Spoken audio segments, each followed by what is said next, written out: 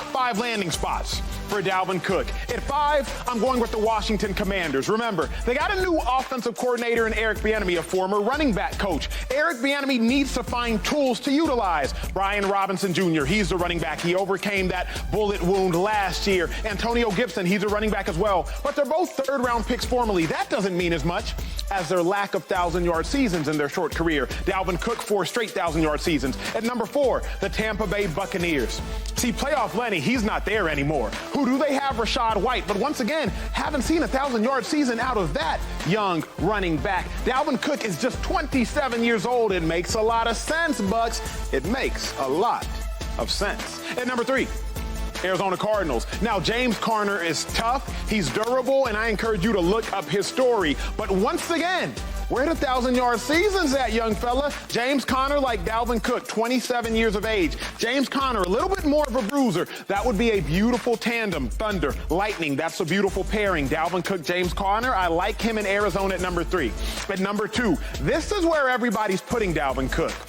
The Denver Broncos, because Javonte Williams is the lead back, the feature back there, but unfortunately, an ACL, I believe an LCL injury last year that he is recovering from. Only played 4 games last year. Dalvin Cook could instantly come, team up with Russell Wilson, team up with Sean Payton, team up with Jerry Jeudy, Courtland Sutton. The names go on and on offensively. I really, really like Dalvin Cook to the Broncos. But lastly, this makes the most sense for me, and I might be biased, but I like a little bit of speed. The Miami Dolphins are at number 1. Tyreek Hill's out right. Jalen Waddle's out left. Tua Tagovailoa, he's under center. But if you can get Dalvin Cook in the backfield with Raheem Mostert, a former Big Ten 60-meter champion, he's got burners, but he's 31 years old. He played with me in Philadelphia. I've been retired for a long time. Jeff Wilson, he is in Miami too, but Mostert and Wilson don't have 1,000 yards. The running back, Devin Achane, he's a rookie out of Texas A&M, a third-round pick. Dalvin Cook makes the most sense in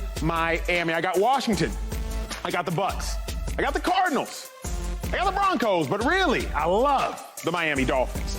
Let's head to the desk and see what LaShawn McCoy loves. Oh, running back's a running back. Running back, baby. Look, nobody on TV more qualified, literally, I say that often, but nobody more qualified to talk about running backs than LaShawn McCoy. Eagles all-time rushing leader, 15,000 yards in the National Football League all-purpose, 2 All-Pros, 6 Pro Bowls, future Hall of Famer. I'm speaking it into existence. All-decade team. You keep forgetting that, dog. Keep forgetting all-decade. Shady, if I freaking say you're a future Hall of Famer, give me some grace.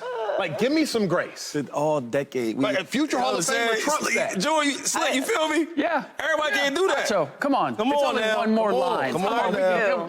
You know how many lines Let's I do him gave a solid. Like, his resume was, it was extensively long at that point. It just seems like you don't mention that often. Yes. You're right. That's Like it doesn't mean anything. Let me get the Cook. So we talk about running backs. Let me talk about these running backs. What makes the most sense for Dalvin Cook? I got 2 teams, right? I'm gonna give you my first one. You talk about Miami Dolphins. Mike McDaniel will love this. They love speed. You got Waddle, you got Hill. Now you got Cook in the back. And then I just look at the offense that they ran in San Francisco. He comes from that background. Imagine that.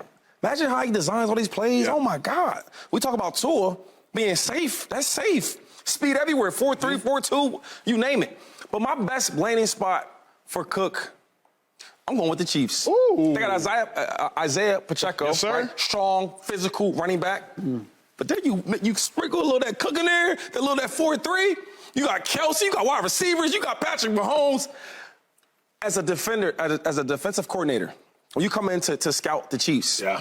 All right, we got to take away Kelsey, we got to take away Patrick Mahomes, all this, right? And then you look in the backfield, now you got Cook.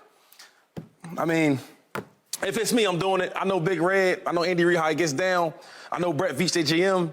I know he's on that phone. Make the call. Shady, let me ask you. Isaiah Pacheco showed a lot of promise last year. 7th-round pick out of Rutgers. Yep. No expectations. He became the starter over Clyde Edwards-Helaire. Clyde, a former 1st-round pick out of LSU. Yeah. So Isaiah Pacheco is a dude. What aspect, you've been in running back rooms, you were in running back rooms for 12 years. What aspect, if you are the Chiefs, are you saying to yourself, let's not dim the light of Isaiah Pacheco by bringing in a guy like Dalvin Cook? Because I love that answer. Yeah. Well, first of all, nowadays, every team are utilizing 2 running backs. Okay. That's like the new system. When I was playing the big dogs, we taking on the whole show. I want 1st, 2nd, 3rd down, and even 4th down. They don't do that no more. And then you look at the Chiefs, you know, I always was big on, like, having a veteran in the room. Andy Reid's big on that. When I was there in Philadelphia, when I first got drafted, we had Brian Westbrook.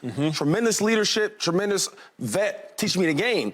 A lot of guys don't have that. Yeah. Pacheco don't have that. Great and I point. think Pacheco's a really, really good running back. He has a lot more things to learn. He has a great start. You bring in a veteran like Cook in there, oh, my God. Yeah. I think it makes his game better, and it also makes Cook's game better. Phenomenal point. Joy, where do you stand? Where's the best landing spot for Dalvin Cook? I love this topic because all of us have different answers. So we're really playing fantasy football right now. Yeah. It's like a fun little time to do that before we start actually finding out who's interested in him.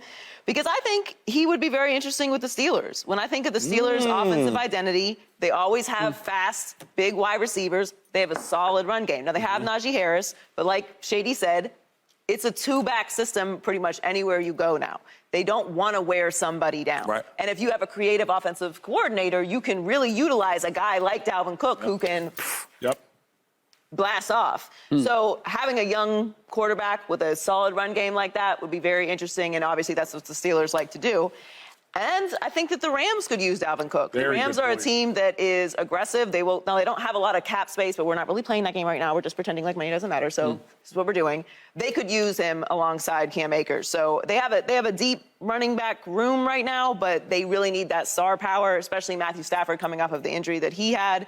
I think it'd be interesting with the Rams. Remember, Cam Akers was a healthy scratch for games last Yeah, year. I'm about to say that, yeah. There was a lot of tension between him, the starting running back for the Rams, and what was going on with Sean McVay and the rest of that Rams. They were trying to move him for a They while, were trying too. to move him. Yeah. I would not be surprised if he got moved, so I love that Rams answer. Slick, where are you at? Well, there would be no tension in Denver with Sean Payton. And the word is that they already have been monitoring Dalvin Cook's situation. So I want to go someplace where I know that they want me and they believe that I'm going to be part of it. And I look at Sean Payton coming in, creative offensive head coach.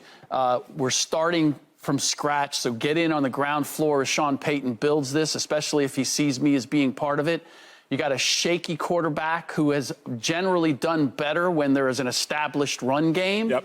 And the bar isn't set all that high. And to the Shady's point, like you have, I think, Javonte Williams there, right? Yeah. But I want to make sure that I'm going someplace where there are going to be a lot of touches. Like, how much is Miami actually going to run the ball, right? How many touches am I going to get with the Chiefs? Like, Pittsburgh, I think, is another one of those options. But I got this 1-2 punch as the veteran coming in, working off of Javonte.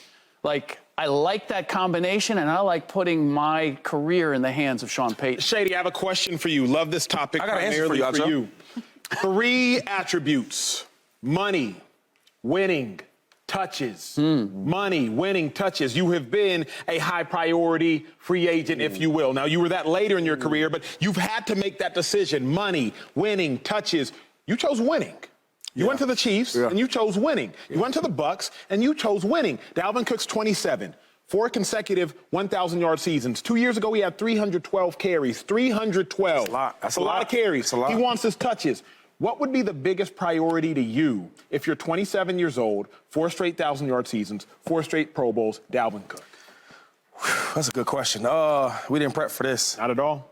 He's a really good running back. He has a solid resume, and he's only 27. See, when I started going, well, I won't say going downhill, but when they looked at me like I was going downhill, I was 30 plus, where he's 27. If I'm him, I'm trying to make decent money, not the main concern, decent money, right? Not top dollar, and I'm going somewhere where I could play on a winning team and be a contributor. Fair. Because he's going to take a one-year deal. Yep. He's going to take a one-year deal to show him the Vikings was tripping. I'm still that guy. Go there, you ball out, make decent money, be productive, right? Which players don't do nowadays. And then go to another team, they might give him a 3-year deal. But you need touches to be able to do that, right? I disagree, right? I just always think that, man, I need more touches to showcase how good I really am, right? Because Andy Reid didn't really run the ball like that. But anyway, but I learned that, I can be just as productive with less touches.